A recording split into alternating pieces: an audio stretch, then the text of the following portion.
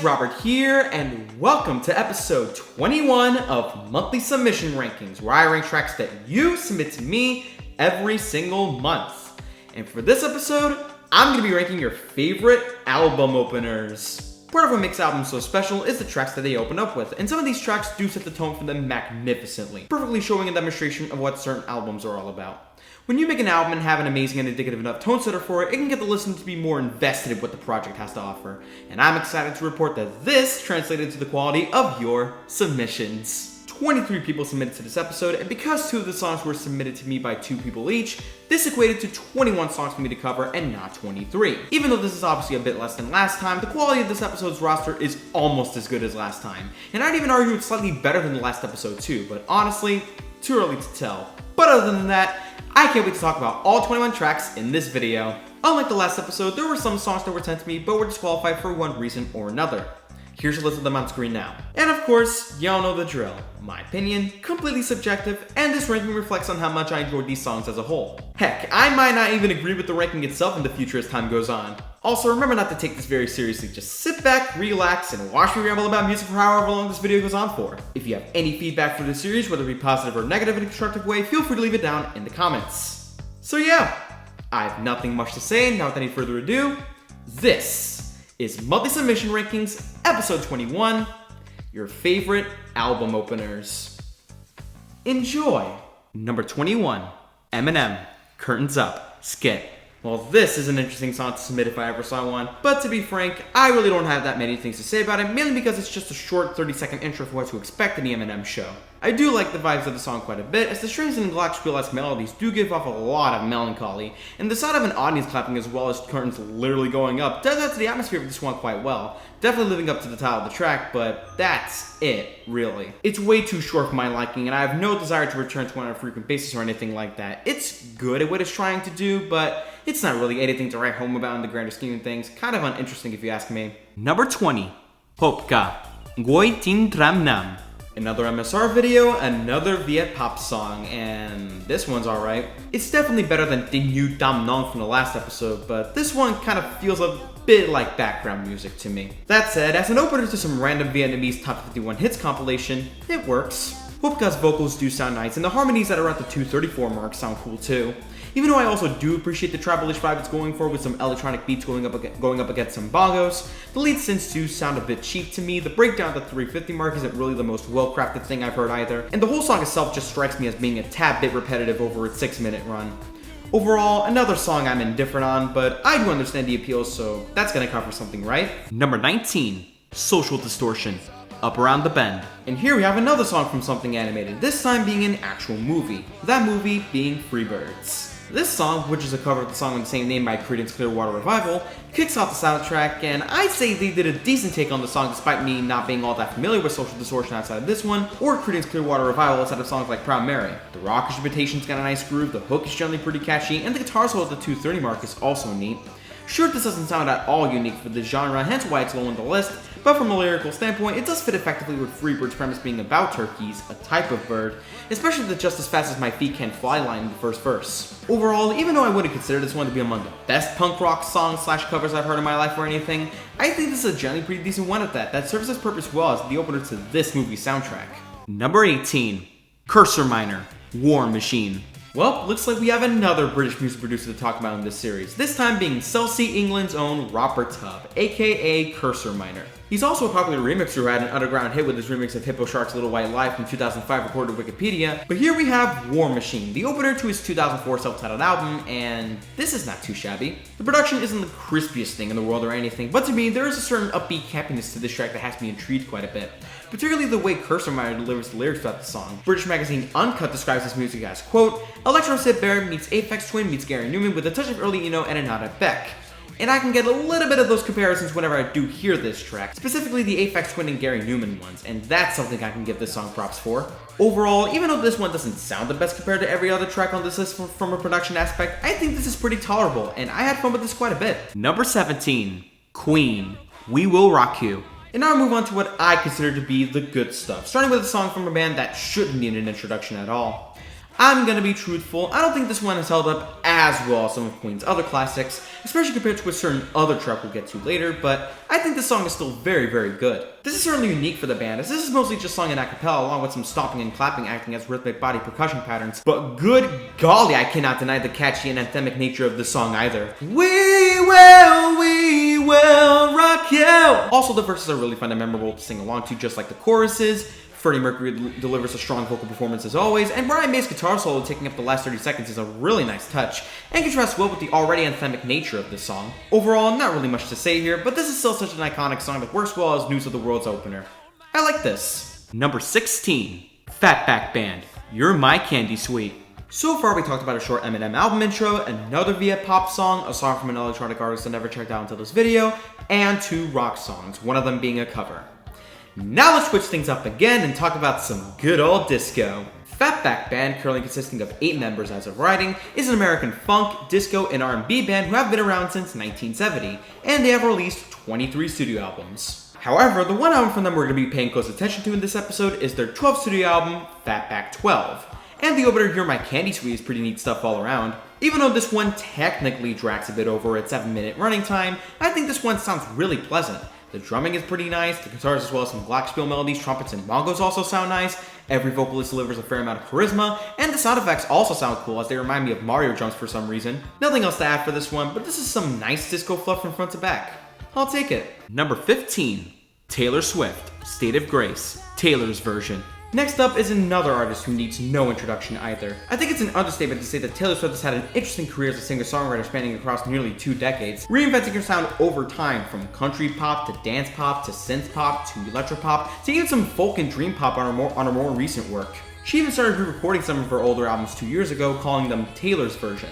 So far, Fearless, Red, and Speak Now got their own re-recording treatment, and 1989 is getting its own Taylor's version next month in October. On the topic of this collection of albums, however, we have the opener to Red, State of Grace, which is a neatly polished and well-written song about, according to Genius, the beginning of a love with all its possibilities, as well as an utterly romantic sentiment and charm of the uncertainty and expectations that come along with any new beginning. In the first verse, she uses the words traffic lights to describe the relationship she's had, and in this sense, she is jumping headfirst no matter what kind of colored light it is, even though these relationships only last a short time, unfortunately for her. Since change seems to be a main topic on Red, the lines, "and I never saw you coming, and I'll never be the same," do make sense for the chorus. Verse 2 is where her songwriting abilities shine the most for me, as the armor falls means that Taylor feels vulnerable around this man, and the last line, "just when fire signs for blue eyes," really did catch my eye, especially after finding out that this is supposedly referring to actor Jake Gyllenhaal, who also has blue eyes and is also a Sagittarius, 2 traits that they both have in common. She also sings about the various conflicting emotions towards the man while also seeing the good in him as implied by the lines, "so you were never a saint and I loved in shades of wrong" in the pre-chorus. Finally, in the bridge, she uses various Greek and Roman mythological references, as she uses the phrase State of Grace to state that the relationship is in a league of its own, and she also uses the phrases Hands of Fate, Achilles' heel, and Golden Age to describe the romance she's had, as they are either in the beginning stages of a wholesome romance, or Taylor feels as though the relationship itself is at its strongest point, having gone through certain hardships. I know I spent more time focusing on the lyrics themselves rather than focusing on the music itself, and these types of romance songs aren't usually my levels of expertise at the moment, but it doesn't stop me from saying that this is a really nice song that not only has some neat instrumentation, but also shows her good songwriting skills on full display, while also simultaneously having a vocal delivery that matches the lyrics quite well, along with being a good tone setter for the rest of the album it's from. Really solid stuff. Number 14. Chicago, Street Player. But look, a band named after a city. They're definitely not the only band to have a name like this. Formed in 1966 in the titular city of Chicago, Illinois, they are an American rock band who have been very influenced by jazz in its early years, and their songs also incorporate elements of classical music, R&B, and pop music too. With 26 studio albums to their name, they are one of the longest running and most successful rock groups of all time, with their 11th album, Chicago 13, being the one we're focusing on. Street Player is the one that starts the album off, and after hearing it, I kind of struggled to understand why Chicago 13 got negative reviews, because this is pretty damn good to great. Sure, the 9-minute length may feel a little intimidating, but at the same time, I really like the way the band managed to combine disco elements in with their usual soft rock sound, and somehow make it work. I like the way it starts off with this really fun trumpet line that, fun fact, has actually been sampled in quite a few songs, including I Know You Want Me Cali Ocho by Pitbull. Furthermore, I love all the instruments interplay within each other, Robert Lamb's vocal delivery is great, the bongo breaks in the second half of the song are really fun as well, and the key change in that part of the song is also really nice too. This song is damn near great overall. Underrated gem, I must say. Number 13. Depeche Mode, Never Let Me Down Again. Now we're back on the electronic music train, as we're moving on to one of the most well-known English electronic music bands out there, Depeche Mode, and their track Never Let Me Down Again, the opener to the equally as iconic Music for the Masses. This song was even used in the first episode of the series The Last of Us, propelling it to newer success. And honestly, I think it deserved all that newfound success because this track is great. This song is about the concept of fleeing from reality by means of drugs and alcohol, and yet our good friends Depeche Mode over here found a way to make it stand out in a distinctive way. It's got some cool synths, dope guitars in the beginning, neat drum patterns and percussion, and even a choir and orchestral strings to boot. Moreover, the lyrics themselves do go along with the dark tones of this track. In the first verse, the lines, "He knows where he's taking me where I want to be," reflect the sense of escape and happiness people experience when taking drugs like heroin, for instance. In the chorus, while the "we're flying high" line obviously references being high, the last line, "never want to put my feet back down on the ground," really stood out to me, as the ground that the singer is referring to represents life, further emphasizing that he never wants to go back to reality and face the harsh difficulties that come with it. It makes sense, since for many addicts, being high is something irreplaceable, hence why they tend to take them as often as they can. Lastly, the second verse contains an overstatement about how drugs can take over a person's life, with best friend being a metaphor for drugs. According to Genius, the promise that he will be safe as houses is the false sense of security an addict has, and that they can escape their promise through drugs and won't lose important things in their life, or even their life itself. Wow, it's one thing to say this song sounds really good, but with the help of some simple yet effective lyricism, it really has elevated this song to at least great territory for me. I think I can comfortably say this is one of my favorites from this group to date. Number 12. Avenged Sevenfold, Nightmare. Okay, now let's really make an out of left field swerve into more of the heavy metal stuff, shall we? When thinking about heavy metal itself, Avenged Sevenfold is probably one of the first bands that crosses your mind. The track for them I'll be talking about in this video is, of course, Nightmare, the opener to their 2010 album of the same name, and also one of the 4 Easter egg songs on the map Moon in Call of Duty Black Ops Zombies game mode. And yeah, this is actually great. Better than anything on Life is But a Dream, that's for sure. The way it starts with those bell-like instruments contrasting well with some strings for the first 33 seconds really does set the tone for the standalone track super well, while also sounding really cool in its own right. Not only that, but it lyrically tells the story of an individual who is damned for his wrongdoings on Earth, being sung from the perspective of a resident in hell, and I think the instrumentation really does go well with the concept the lyrics themselves are going for. The drumming is pretty intense in a good way, the piano and rhythm guitar playing is pretty sick, and the vocals are fun to listen to, especially at the end of the chorus where M Shadows goes, "It's your fucking nightmare!" I also love how the song ends with a fade into the next track. It also sounds pretty dope. Overall, not much I can say about this one except this one's great. I dig it. Number 11. Slasher, Between the Sun and I, featuring Ardles. What? An LGalaxy submission, not even in the top 10 this time? What is this blasphemy? All kidding aside, Slasher is an electronic music producer from Brazil who seems to not have that big of a following as far as I'm concerned. And that's really a shame because this track, which was made in collaboration with fellow Brazilian musician Ardles, is really great. This is also an oddball on this list, as this is the opener to their Sense of Self EP from 2020, so as you can tell, it's not an opener to a full-length album, but man is it a good oddball or what. I love the way it starts with a repeating one-note piano melody before an actual chord progression gets added to it a few seconds later, and it gives off such a lonely and isolated vibe right from the get-go. Then at the 34-second mark, some pretty female vocals come in alongside some really intricate synth passages with vocoders to boot. Then things get real interesting at the 132 mark with some glitchy and spacey sound effects as well as a rumbling bass line before building up into that really great drop at the 220 mark, which has kind of like a future-based tinge to it. I especially like the way the vocals get glitched up too at the 246 mark as well, before the percussion gets faded away and gets replaced by some random male vocals at the 312 mark. And that part alone kind of reminds me of Alexander Pano's stuff, which is absolutely saying something because of how much I enjoyed that nascent album he dropped a year ago. But back on topic with Between the Sun and I think it's clever how this track ends with a completely different drop at the 337 mark, which to me sounds like UK Garage, but more fast-paced. And that's followed by some really beautiful synths contrasting well with some reverse piano playing fading in shortly after. And yeah, that's pretty much everything on this track, but man, just like with Whispering Rain from the previous episode, I'm really impressed with this one. And believe me when I say that I'll be checking out more from Slasher in the near future. Go give this one a listen. Well, here we are. Not only are we officially halfway through the list, but we have also made it to the top 10 as well. And what a better way to start that off than with number 10, Second Action, Unforgettable. You know, I've said this before, but I'm gonna continue to say it. Japan's got some good music. And this ain't an exception. In comes the opener to 834.194, their 7th album from 2019. And after listening to this track for the first time, I loved it immediately. The way this track opens up with those chimes followed by some funky ass guitars, it's just straight up magic. And that's of course not the only part of this track I love. What I also love about this track is not only the lead singer's enthusiasm about the song, but also some fast-paced synths and some exquisite passages of strings to give it so much color, especially at the 108 mark and the 226 mark too.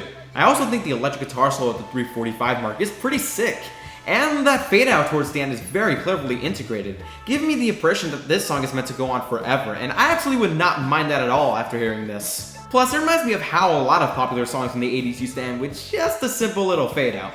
All in all, this song is absolutely worth hearing if you're into this kind of upbeat and energetic pop rock, and it has me more interested in listening to this album right here, because if the rest of this album is on the same level of quality as this one song, I might love it a ton and may even check out more of the band's music. What a refreshing listen. Number 9. Spiritualized. Ladies and gentlemen, we are floating in space. Oh look, it's these guys again. Long time no see. Spiritualized is an English rock band currently operating under the space rock subgenre, and as far as this series goes, they first appeared in episode 13, which was on your favorite albums of 2022, where their latest album, Everything Was Beautiful, was submitted to me, and I ranked it pretty high on the list. And even though it didn't make my 2022 year-end list, because I didn't listen to it at the time of finalizing it, I still think it's a great album nonetheless, and it would definitely make that list retrospectively if I were to make it now. But as you can see, that album is not a topic of discussion for this episode. Instead, we're going to be focusing on their third and most critically acclaimed album from 1997, Ladies and Gentlemen, We Are Floating in Space. Specifically the opening title track to this thing, and after hearing it, yeah, I can see why this album got the reception it got, because this particular track is excellent. I think what makes this so special is the way they interpolated Elvis Presley's Can't Help Falling in Love. It's not like David Guetta's Baby Don't Hurt Me, where he takes a classic song and interpolates it in the laziest way possible. In this song, however, Spiritualized take the song they're lifting from and make it so that their interpolation is stylistically unique while also sounding actually good in its own terms, as well as adding anything notable to it.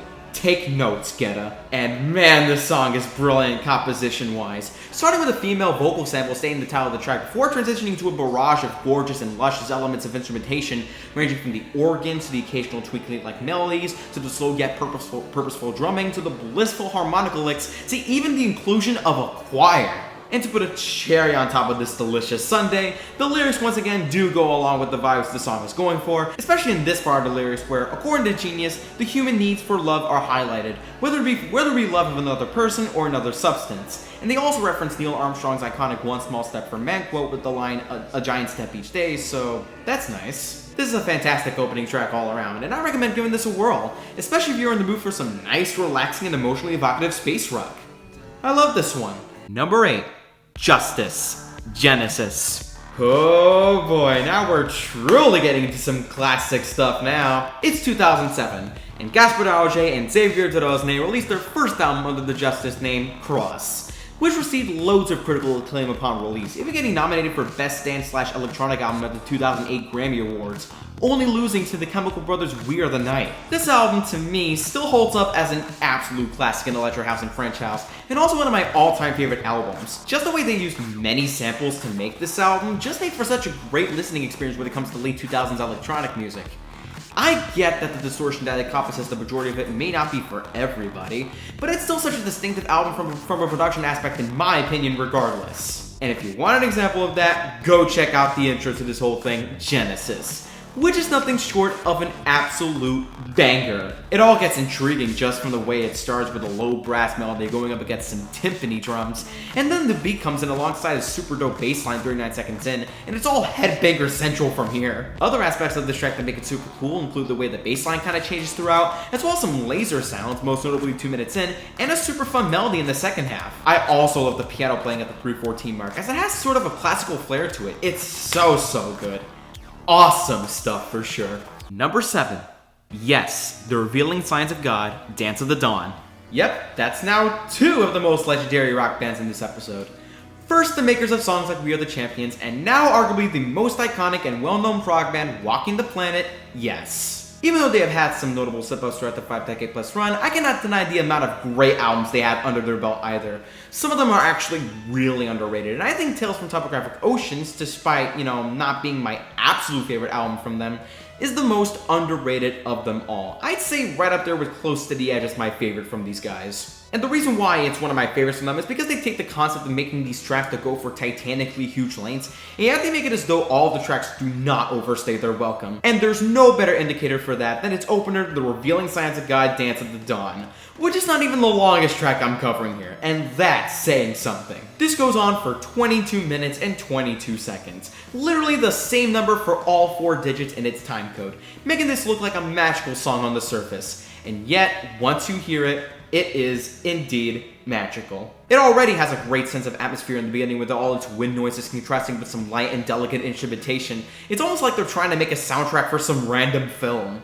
I also love how this song has like different parts or phases to it. For example, transitioning from goated soundtrack level stuff in the beginning to the usual prog rock sound 4 to 5 minutes in shouldn't work in theory, but man, it does work when put into execution. It's such a journey and a half from front to back. I think I'm almost doing myself a disservice by even going deep into what makes this song work, so I'm going to close the book on this one and say that this is one hell of a must listen, and do go check out Tales from Topographic Oceans. Again, it is very underrated. Number 6, Square Pusher theme. And here's the one that started it all. Anyone who has participated in Rob G Mega Collab Season 6 should be familiar with this guy, but if you guys don't know, Square Pusher, real name Tom Jenkinson, is an English producer who is basically an electronic music legend in my eyes. The way he fused drill and bass and jungle music with his jazz fusion styles just worked wonders for me, and that's what made Feed Me Weird Things such an incredible debut album. If you're looking to Square Pusher for the first time, this album is often one of the first albums I recommend to you as a starting point for navigating through his discography, and the very first track you're hit with is Square Pusher theme, which is my personal favorite track on the album, period. I love the guitars that not only begin the track, but also accompany it throughout its 6.5 minute run. And let's not even forget the way he chopped up those Amen breaks on this thing, like Jesus Christ! I also love those synths that kind of sound like accordions in some parts, along with some parts where Tom kind of plays around with the bass guitar a little bit, especially at the 222 mark. The 330 mark is my favorite part of this track though. Just the amount of bombast and those little stabs in the drumming and chords is so good. And I think that little melody at the 353 mark is nicely integrated too. Overall, this track is spectacular. It's exhilarating, exciting, and engaging. Just those little E words that I look for in Square Pusher's music. Still my favorite track off of Feed Me Weird Things. Number 5, JeanMichel Jarre, Oxygene Part 7. To me, there are very few artists quite like French composer and record producer JeanMichel Jarre, my personal favorite out of all the big 70s synth pioneers. His Oxygene album from 1976 was basically a game changer in electronic music, not only influencing many artists later down the line such as Moby, but also an album that essentially kicked off the synthesizer revolution of the 1970s. I still love the original Oxygene so much to this day, and it goes without saying that it's an absolute classic. But we're instead going to be talking about its sequel, as well as JeanMichel Jarre's 12th album overall, Oxygene 7 to 13, which immediately starts with by far the longest track on the album, Oxygene Part 7, and good goddamn what a brilliant way to start things off. To me, it's one of his best tracks to date for sounding almost as futuristic as everything on the original Oxygene, while also being a perfect indicator for what you're getting into with 7 to 13. I absolutely love the melodies on this one, as they are perfectly well crafted and fun to listen to, and the lush pads as well as the spacey sound effects that accompany it obviously do not feel out of place at all. It may run for a while, 11 minutes to be exact, but at the same time, I can't say the song doesn't justify its length. Phenomenal opener.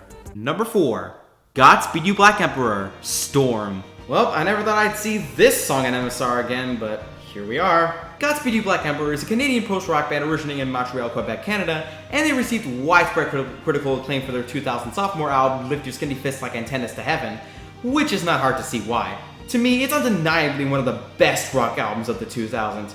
Heck, it's one of the best in the entire genre in my opinion. And if you want a demonstration of what this phenomenal album can do, look no further than this 22-minute long behemoth and my favorite track on the album, Storm, which is actually the longest track in this episode, just only 10 seconds longer than the revealing signs of God Dance at the Dawn from earlier. The most surreal thing about it is that it's not the first time this song was featured in this series. This song was first submitted to me back in episode 8, which was on Recommended Songs of the 2000s, where I placed it very high on the list. And because that video was rushed out and not really scripted like this video is, I did not go into detail on why this song is spectacular, but don't worry folks, that all changes right now. Classified as more of a suite divided up into 4 parts, this song is epic on every single level.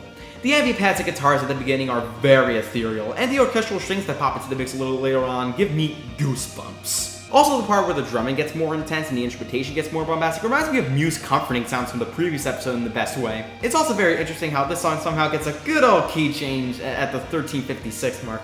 but it's very interesting for all the right reasons. I also love how this song ends with just some beautiful piano playing, contrasting well with some luscious ambient pads slowly fading in. And even though that particular part admittedly sounds a bit slow, it does work well with the overall dynamics of this song. Ironically enough, it kind of works as like the calm after the storm. Huh? Get it? Because this track is called Storm? I'm not funny, aren't I? But back on topic. That part also kind of gives me a bit of Brian Eno vibes a la ambient one music for airports, which is a gigantic compliment. But yeah, I don't think there's more I can say about this one other than it's a song that instrumentally delivers a lot of power and emotion throughout its 22 glorious minutes. And while I understand that songs that go on for that long may turn some people off, I think this is the type of song you really gotta feel to get the full effect. So I highly recommend giving this a spin. Awesome stuff. Number 3, Queen, Innuendo. Ah, there it is, Queen's masterpiece. Now that's more like it. I've hinted a little bit of my thoughts on this one song when I reacted to the ZG6 subspecial recently. By the way, do go check out that video if you haven't, it's really fucking awesome. But yeah, this is the best song this band's ever made from my point of view. Even better than We Will Rock You, even better than Bohemian Rhapsody, even better than Another One Bites the Dust, even better than The Show Must Go On, even better than Don't Stop Me Now. It is literally their magnum opus in my book. Not to discredit any of those songs, but I don't think there's any song of theirs that can even top this one for me. Released in 1991, the album Innuendo was the last album they made before the unfortunate death of frontman Freddie Mercury, who died a couple months after its release. But man, the title track that starts off this thing is beyond outstanding. After each listen, I am consistently floored by its progression and how grand it truly sounds. I could just point to the ingenious intro on this thing, as the snare drum rolls going up against some synths and a rumbling bass line does create such a dramatic vibe, and does it to an absolute T. What I'm about to say next is going to sound like I'm speaking another language, but the way they use the Phrygian dominant mode in the verses is very, very clever. It gives off a mysterious yet exotic vibe, and I certainly love it for that. It does get interesting when you look at the first 2 lines of the first verse, as this song is partly in tribute to a song Led Zeppelin made called Kashmir, a song that lyrically describes a desert landscape, much like these first 2 lines on Innuendo, while the sun hangs in the sky and the desert has sand. I also love how in the chorus they temporarily transition out of that Phrygian dominant mode, brightening up the tonality of this track's sound, and the amount of power Freddie Mercury vocally provides throughout the chorus is unbelievable. I mean, he has all that power and sheer dynamic range throughout this song, but in the chorus in particular, not gonna lie, I get chills from that almost every time. And we haven't even gotten to that flamenco part 3 minutes in, like Jesus Christ. I am still wowed by this one part, and it's really proof that this song has the ability to mentally take me from one place to the next. In one part, I feel like I'm in the desert landscape they're describing in the first verse, and then all of a sudden, with this freaking flamenco solo, I feel like I've traveled to Spain, dancing with the locals to the finest that the art form has to offer. And that guitar solo at the 4:41 mark is once again the icing on the cake. Guitar solos do make everything better, huh? But yeah, this song is incredible in every sense of the word, and I encourage you all to give this a whirl if you somehow haven't already. Masterpiece. Number 2, Aphex Twin, X-Tall. And here's another artist that needs no further prelude. Remember when I gave the description, the one that started it all, to Square Pusher's theme from earlier? Well, same thing applies to this track, except this one kind of feels more accurate. I think it's safe to say that Selected Ambient Works 85 to 92 has been the biggest game changer in the electronic music scene since, say, Kraftwerk's Autobahn. Without this album, I'm not even sure what electronic music as we know it would sound like. This album has such a good rep and legacy, and for very good reason. It's also one of my all-time favorite albums as well, so yeah, I pretty much agree with the hype. The fact that Richard D. James made all of these tracks in his early teens is insane, and also very admirable considering how well a lot of this album has aged for me. Sorry for being off topic here and for the shameless plugging, but for those of you who don't know, I've also been making my own music, and have been for a little over half a decade now. I'm not usually one to compare my own music to other people's music, but dude, I don't think 13, 14-year-old me could ever make music as good as this album over here. But back on topic, the first track that starts this whole thing is X-Tall. And while I do prefer the album's second track, Thaw, slightly more, I also can't deny that this is still a fantastic opening track in my eyes. The hype for this one is also real, and rightfully so. To start to say that the production is beautiful is an understatement. It's absolutely soul-lifting all the way through. The way it begins with those lovely synth stabs contrasting well with some minimalistic hi-hats just puts me in such a good mood in an instant. And the beat that comes in 16 seconds in is an absolute vibe. And the way the beat switches up 59 seconds in is so cool. And let's not even forget those beautiful ambient pads, especially towards the end of this track, and those polka-tootinous female vocal samples that just make me fall in love with this track even more the more I think about it. I'm even surprised that a track that sounds like this exists, and yet it was released in the 90s. I am genuinely mind blown. This whole track to me is like waking up at 4:30 in the morning at a local resort, and then I just get ready to go to the indoor pool to just relax. It's a relaxing track. But it's also one of the best relaxing sounding tracks I've ever heard in my life. I even used this as study music back when I was first getting into this album 3 years ago, and man, it also works in that sense too. Overall, it may not run as long as some of the other tracks mentioned on this list, and I will admit it does kind of sound simplistic from a sound design standpoint, but this is an example of taking the phrase simple but effective to a whole new level. That's really the magic of RDJ himself. It's a 10 out of 10 masterpiece of a track that I enjoy with all my heart. And yet, only one track on this ranking tops it. And that one is... And finally, number 1, Orbital, the girl with the sun in her head.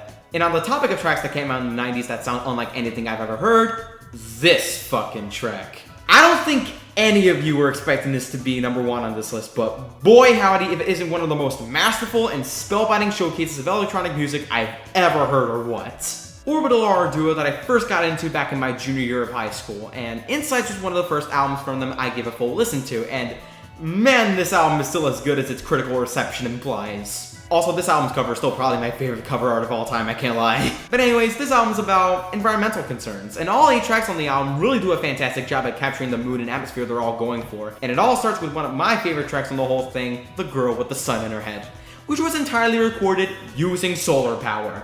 I'm not kidding. They actually recorded this song using Cyrus, a solar power generator owned by an independent global campaigning network called Greenpeace. That actually still leaves me impressed to this day, and we haven't even gotten to the track itself yet, which leaves me even more impressed. It starts with a slow heartbeat pattern, which is actually brilliant in the context of this album, because to me, it's kind of like the equivalent to a live, breathing human being born into the world for the first time. And then a little later on, you get these alluring, crystallizing light synths, which sound very bittersweet.